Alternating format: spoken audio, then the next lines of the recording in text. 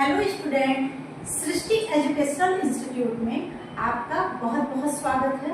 आज हम फिर से इतिहास के बहुत ही बेहतरीन क्वेश्चन लेकर आपके सामने आए हुए हैं और यह सभी क्वेश्चन इन सभी एग्जामों में आ चुके हैं। जैसा कि आप देख रहे हैं इन 2024 के इन सभी पेपरों में ये सारे क्वेश्चन आ चुके हैं।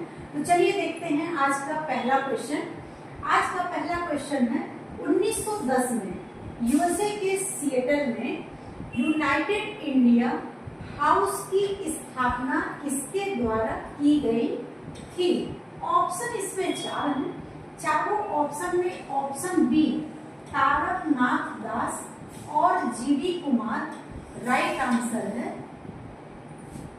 1910 में तारकनाथ दास और जीडी कुमार ने सिएटल संयुक्त राज्य अमेरिका में यूनाइटेड इंडिया हाउस की स्थापना की थी। यह संगठन भारतीय क्रांतिकारियों के लिए एक महत्वपूर्ण केंद्र था जो ब्रिटिश शासन से स्वतंत्रता के लिए संघर्ष कर रहे थे। अब हम बढ़ते हैं अगले क्वेश्चन की तरफ। गयासुद्दीन बर्बर ने एक विभाग की स्थापना कराई थी जिसे दीवान-ए-अर्ज कहा जाता था। ऑप्शन इसमें चार है। चारों ऑप्शन में ऑप्शन ए सैन्य राइट आंसर है। बलबन दिल्ली सल्तनत के मामलुक वंश का 9वां सुल्तान था। उसने चहलगामी की शक्तियों को विभक्त करने के लिए प्रत्येक विभाग में जासूस नियुक्त किया। उसने अपने दरबार में सिजदा मतलब दंडवत प्रणाम और पैपोस मतलब राजा के पैर को चूमने की प्रथा शुरू की। अब हम बढ़ते हैं अगले क्वेश्चन की तरफ। दिल्ली के निम्नलिखित में से किस सुल्तान ने चांदी के टंका और तांबे के जीतल नामक 2 सिक्के चलवाए थे। ऑप्शन इसमें चार हैं। चारों ऑप्शन में option D Iltutmish right answer है। इल्तुतमिश कुतुबुद्दीन ऐबक का गुलाम और दामाद था जिसे दिल्ली सल्तनत का वास्तविक संस्थापक माना जाता है, जिसने अपने कुलीनों को 40 के समूह में संगठित किया जिसे तुर्कान-ए-चहलगामी या दल चलीसा के नाम से जाना जाता था। इसने इक्तादारी प्रणाली की शुरुआत की थी। अब हम बढ़ते हैं अगले क्वेश्चन की तरफ। 1875 में न्यूयॉर्क में थियोसॉफिकल सोसाइटी की स्थापना किसने की। ऑप्शन चार हैं।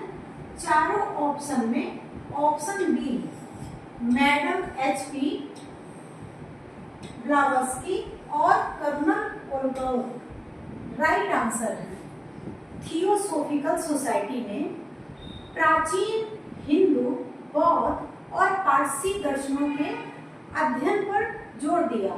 इन्होंने उपनिषदों और वेदों के सिद्धांतों पर आधारित सार्वभौमिक भाईचारे का समर्थन किया। भारत में इसका मुख्यालय मद्रास में स्थापित किया गया। अब हम बढ़ते हैं अगले क्वेश्चन की तरफ। निम्नलिखित में से किसने मेगसनीच को चंद्रगुप्त के दरबार में भेजा था। ऑप्शन चार है। चारों ऑप्शन में ऑप्शन सी सेल्यूकस प्रथम निकेटर राइट आंसर है। सेल्यूकस निकेटर एक यूनानी शासक और सिकंदर महान का सेनापति था और उसने मेगसनीच को चंद्रगुप्त मौर्य के दरबार में भेजा। चंद्रगुप्त मौर्य मौर्य वंश के संस्थापक थे। मेगसनीच ने भारत में लगभग 5 साल बिताए और इस दौरान उन्होंने भारत के बारे में अपनी टिप्पणी को इंडिका नामक पुस्तक में लिखा। अब हम बढ़ते हैं अगले क्वेश्चन की तरफ। औपनिवेशिक शोषण की आलोचना धन निष्कासन निम्नलिखित में से किस राष्ट्रवादी नेता द्वारा दी गई थी? ऑप्शन 4 है।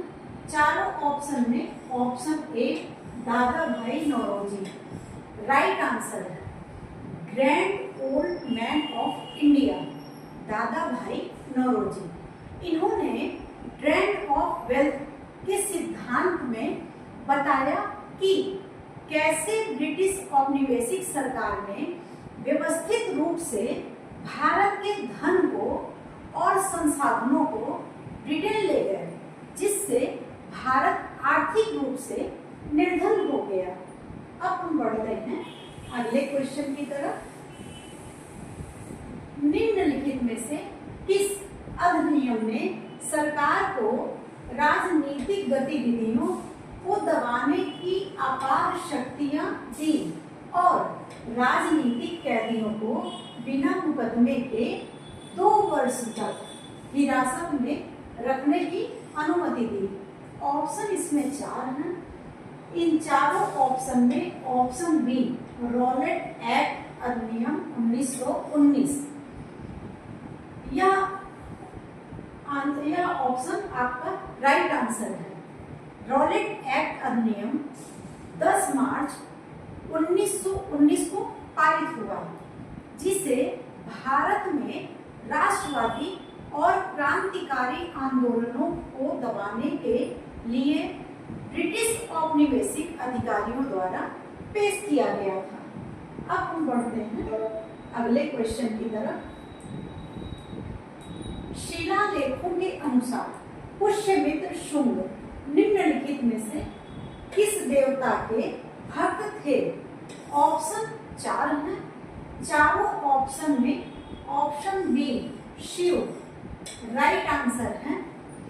विभिन्न ऐतिहासिक शिलालेखों और विद्वानों के स्रोतों से यह पता चलता है कि पुष्यमित्र शुंग हिंदू भगवान शिव के प्रति समर्पित थे। पुष्यमित्र शुंग ने शिव के प्रति अपनी भक्ति दिखाई, जैसा कि शिलालेखों में वर्णित है। अब हम बढ़ते हैं अगले क्वेश्चन की तरफ। पठानों के बीच एक अहिंसात्मक आंदोलन खुदाई खिदमतगार की शुरुआत के द्वारा की गई। ऑप्शन 4 है।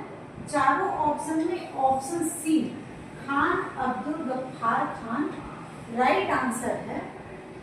खान अब्दुल गफ्फार खान, जिन्हें भारत में फ्रंटियर गांधी और पाकिस्तान में बाचा खान के नाम से जाना जाता है। खुदाई खिदमतगार, जिसे भगवान के सेवक के रूप में जाना जाता है, खान अब्दुल गफ्फार खान द्वारा 1929 में शुरू किया गया यह एक अहिंसक सामाजिक और राजनीतिक आंदोलन था। अब हम बढ़ते हैं अगले क्वेश्चन की तरफ। निम्नलिखित में से किन राजवंशों के बीच कन्नौज पर शासन करने के लिए त्रिपक्षीय संघर्ष हुआ? ऑप्शन 4 है। चारों ऑप्शन में ऑप्शन ए प्रतिहार, राष्ट्रकूट और पाल राइट आंसर है।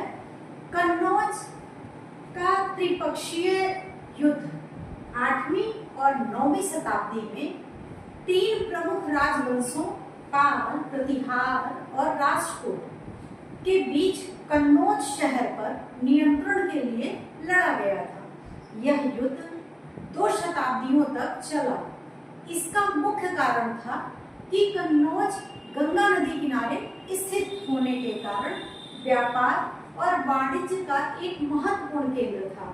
इसके अलावा कन्नौज पर नियंत्रण का मतलब था उत्तरी भारत में राजनीतिक प्रभुत्व को प्राप्त करना।